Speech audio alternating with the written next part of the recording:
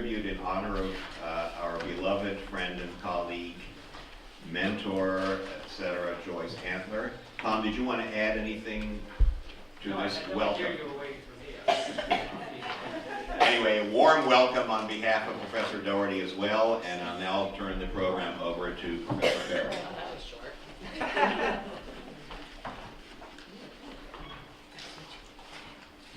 Welcome, everyone. I actually left the conference a little early yesterday afternoon, I will admit, but I figured it was probably okay for me to do that because I was going to meet a former mentor of mine, so I sort of felt it was appropriate given what this conference is all about. She is one of 4 people that I can say without a doubt is really responsible for the somewhat eclectic and deeply satisfying trajectory that my career took after I graduated from college. And now she's up here in Boston this weekend for Parents' Weekend and ended up being unexpectedly free since her son did not want to go to a hockey game, which I could have told her years ago was going to be the case.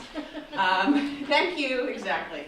So I got together with her. These 4 people, I've been thinking a lot about them as a consequence of yesterday, and Joyce, I don't think it's a coincidence that 3 of them are women. The 4th one is a Jesuit.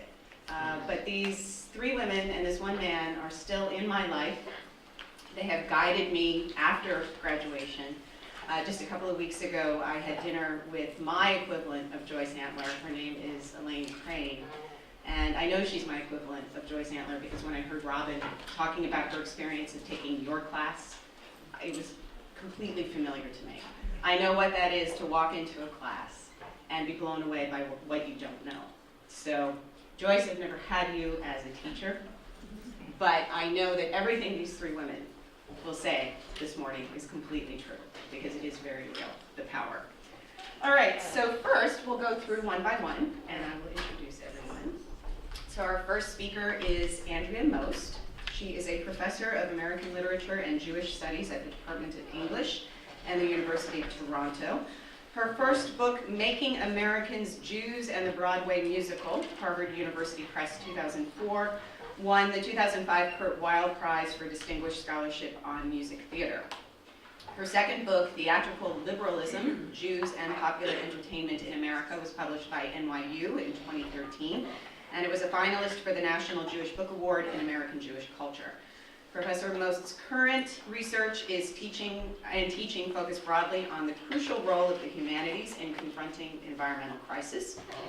Current projects in this initiative include research on the relationship between Jews, Judaism, and agriculture in the modern era, with a special focus on the contemporary Jewish food movement, design and development of Bela Farm, which is a center for land-based Judaism in southwestern Ontario, an eco-critical book project on connections between women's and environmental health entitled A Pain in the Neck, and the development of a new experiential pedagogy for teaching in the environmental humanities. So, Andrea.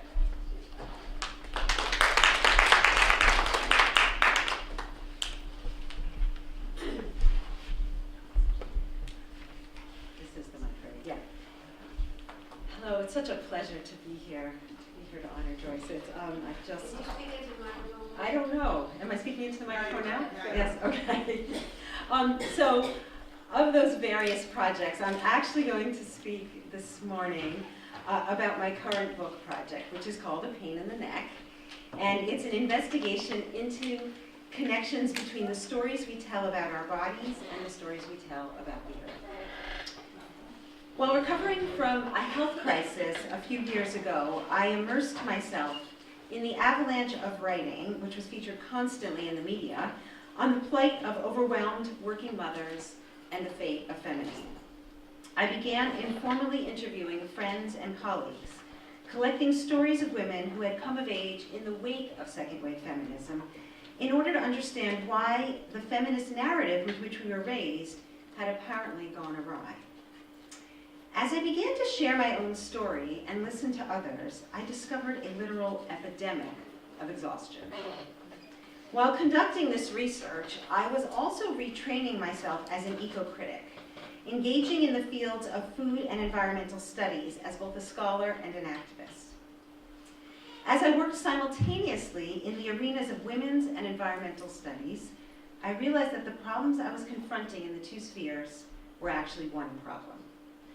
A willful cultural blindness enabled by the still powerful myth of Cartesian dualism, a blindness to the reality of limited resources. Whether depleting our bodies or draining our aquifers, I realized that we remain enthralled to a myth of our own invulnerability to the laws of nature. The book that is emerging from this work weaves together my own personal history and the stories of the many women I interviewed with environmental science, literary analysis, and recent medical findings on the relationship between mind and body and between the human and the non-human world. It investigates the troubling implications of this narrative of depletion and invulnerability and suggests strategies for reimagining it. As I combed the pages of the manuscript for appropriate material for this conference in honor of Joyce, I was flummoxed by how to choose. I saw Joyce's influence everywhere.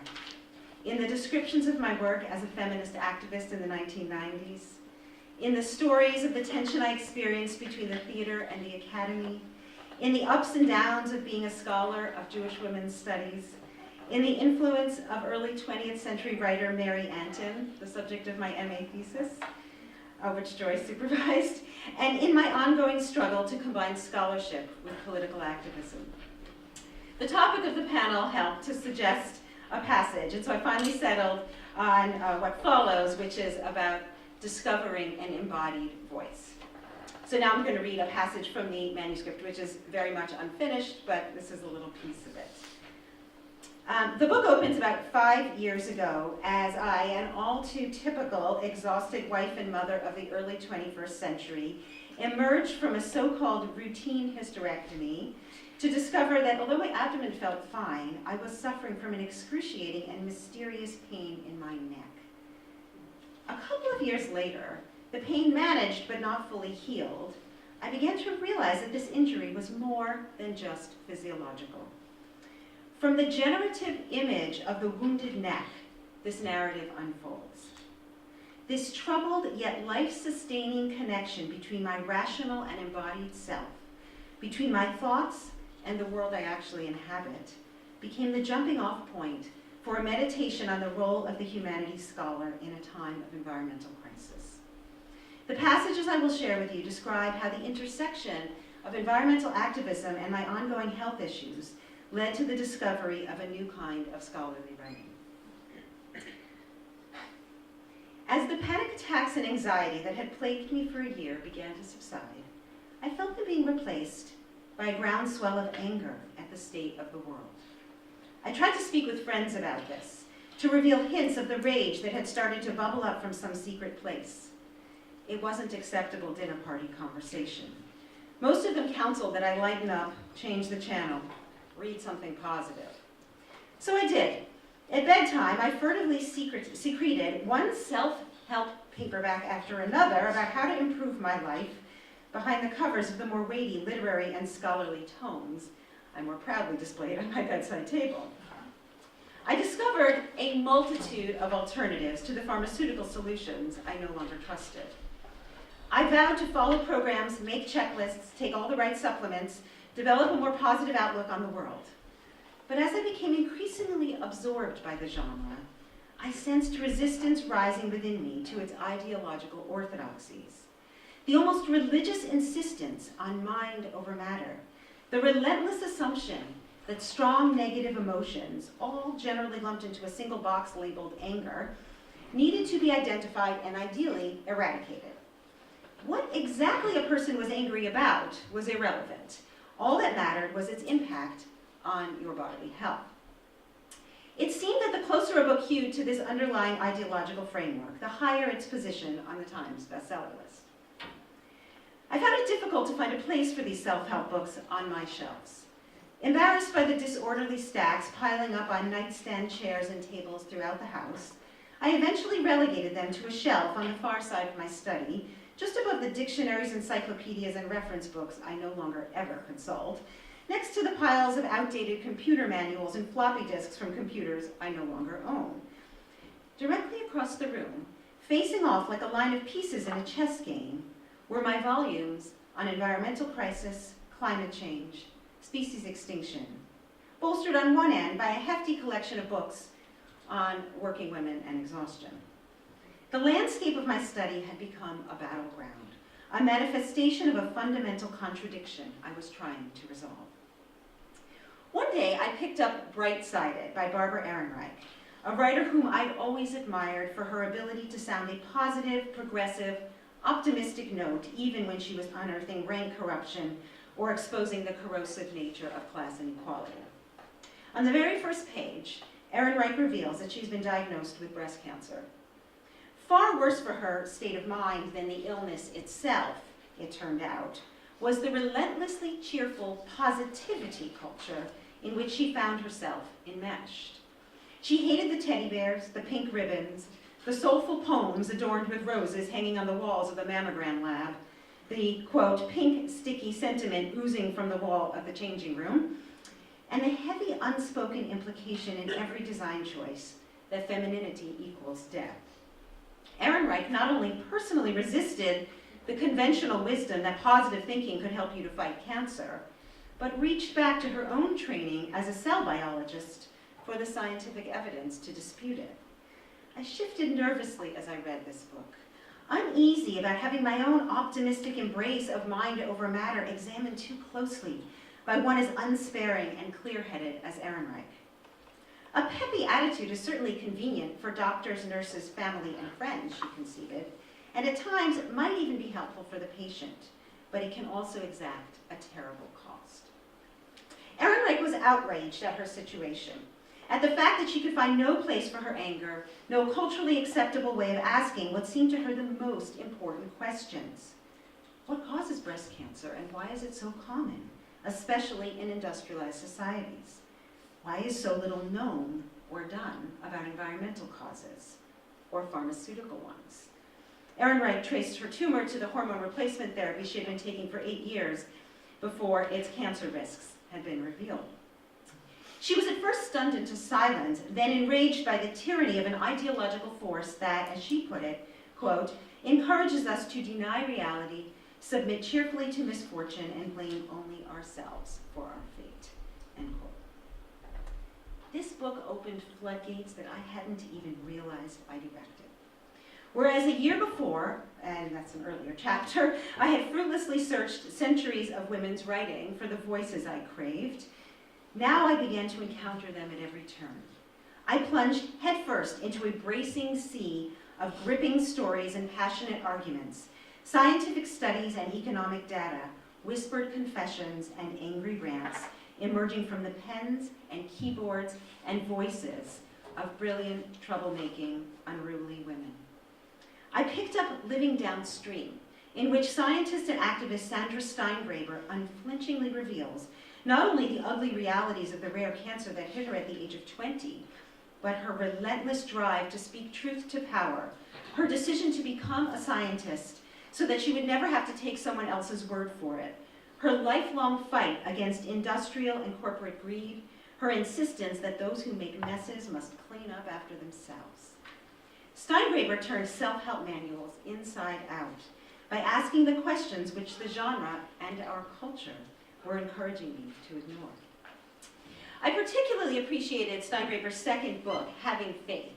It's a cheeky tale of pregnancy and nursing. Ironically clad in a pastel purple cover decorated with delicate flowers, the book follows the expected month-by-month format.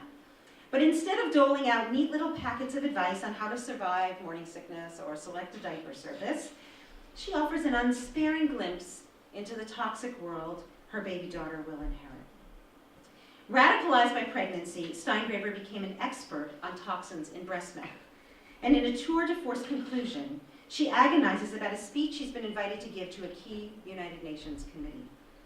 She runs into the bathroom just before the talk to pump, looks at the bottle of milk she's about to discard, and realizes what she needs to do.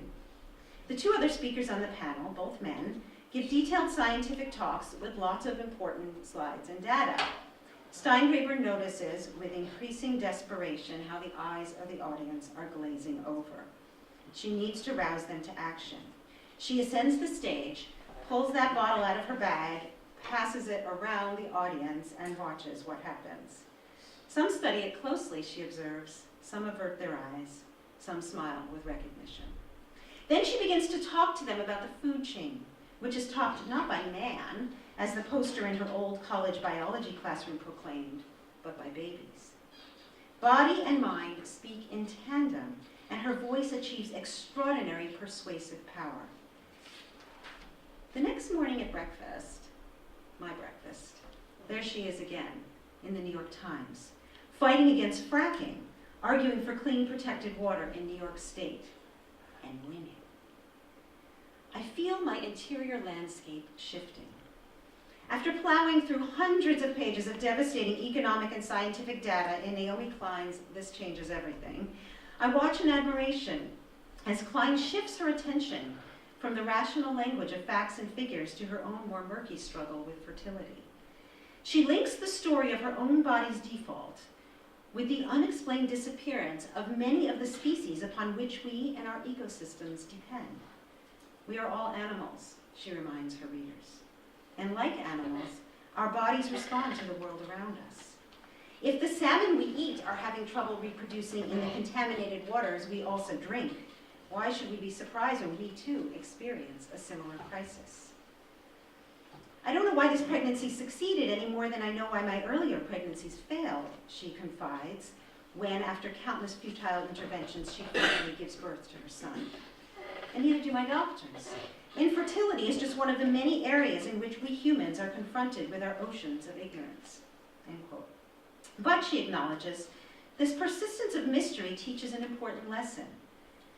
Quote, there's something valuable in the body memory of slamming up against a biological limit, of running out of second, third, and fourth chances, something that we all need to learn, end quote. Body memory, biological limits. Stories I hadn't anticipated and voices I didn't know existed took hold in my imagination. They turned up unexpectedly in the corner of a webpage about something else entirely, or in random conversations with friends. I began to take note of select phrases, images, surprising shifts in tone, unsure of what I was looking for, but unerringly certain when I found it. I felt like I was in one of those dreams where you suddenly realize your house has a few extra rooms that you never knew existed. I looked up from my desk, and there, in a wall that had previously been solid brick, was a door. I open it and peer into a beautiful grand dining room, aglow with candles and a roaring fire, and around the table a vibrant gathering of writers and activists eating with relish and engaged in animated conversations. I hesitate. I know the price of admission to this party, that I not only hear them, but that I also take responsibility for what I have seen and heard. These demands are not inconsiderable. The roar on the other side of silence is ungovernable, enlightening but also frightening and unpredictable. But what is the alternative? This is where the action is. I venture into the room, cautiously approaching an empty chair at one end of the table. I take my seat, speculating about how late I am, how long the party has been underway without my knowing.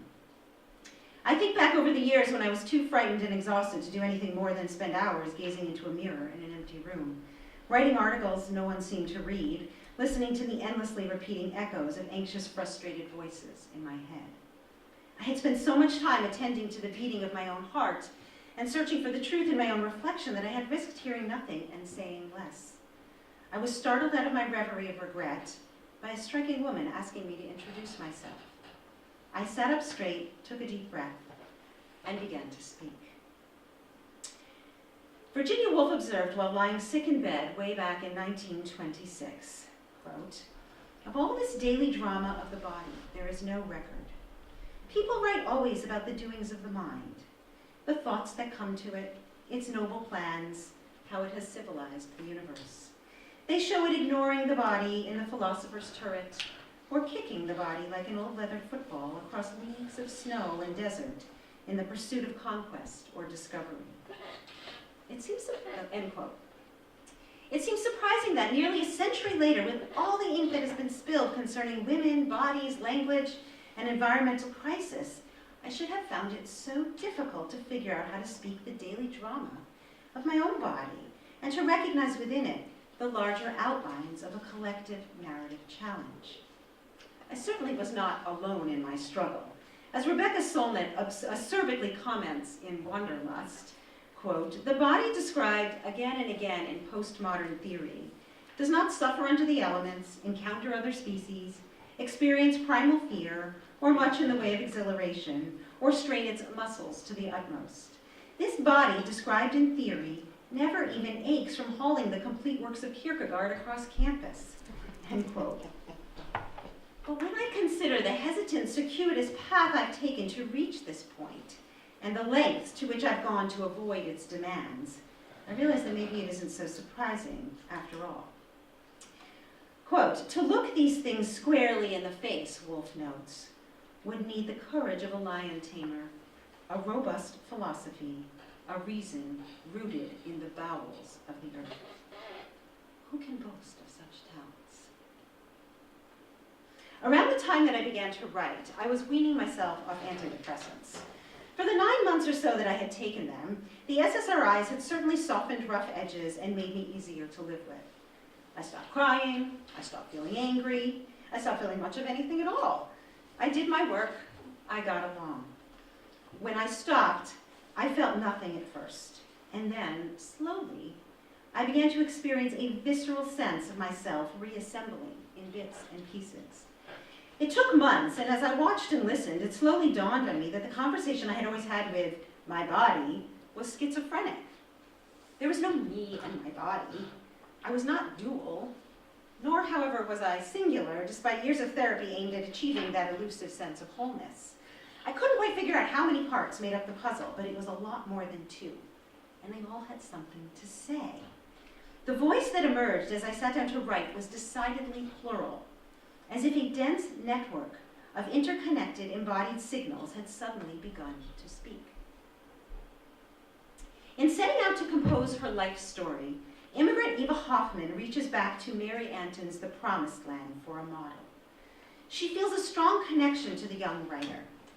Although their experiences were separated by many decades, both arrived on the shores of the New World at the age of 12, each having escaped a Poland caught in the aftermath of anti-Semitic cataclysm.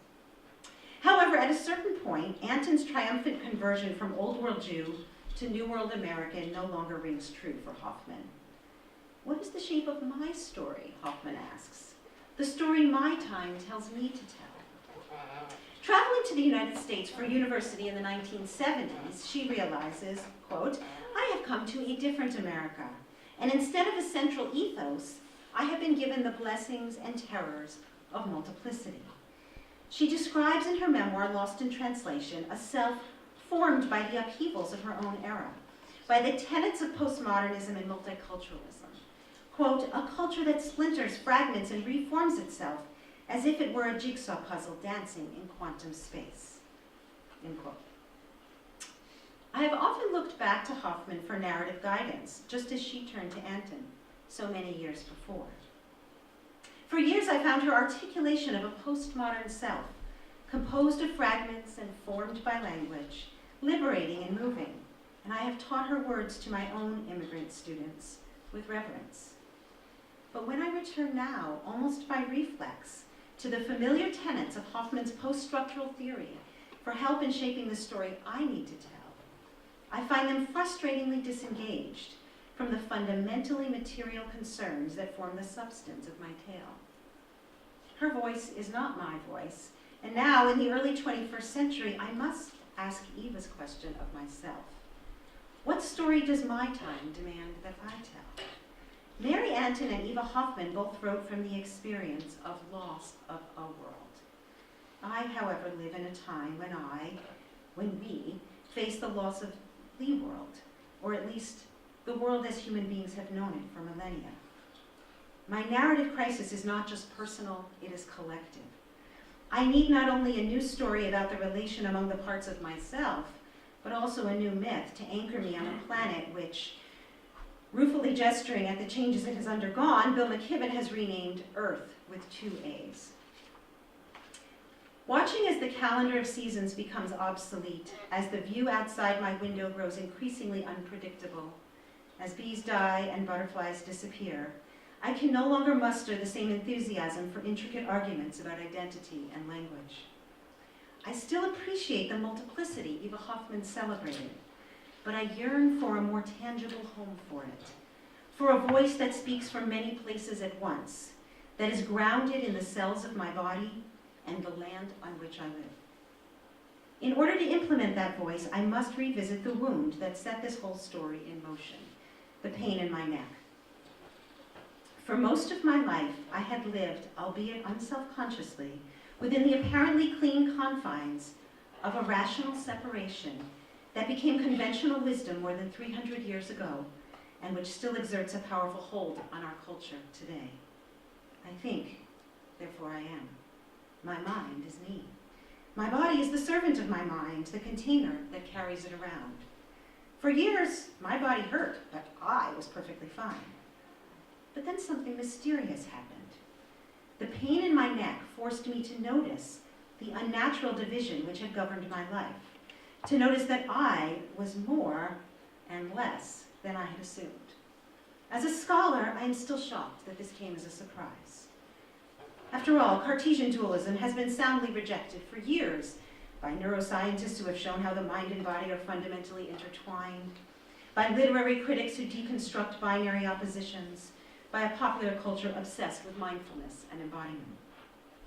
But somewhere deep inside me, I held on to that story of mind-body dualism, in the face of intellectual trends and scientific discoveries to the contrary, because it offered me a power I was loath to relinquish, the illusion of control, the fantasy of the dominance of the human mind over the exploitable matter of body and earth. But now I simply can't re-embrace that way of framing the relationship.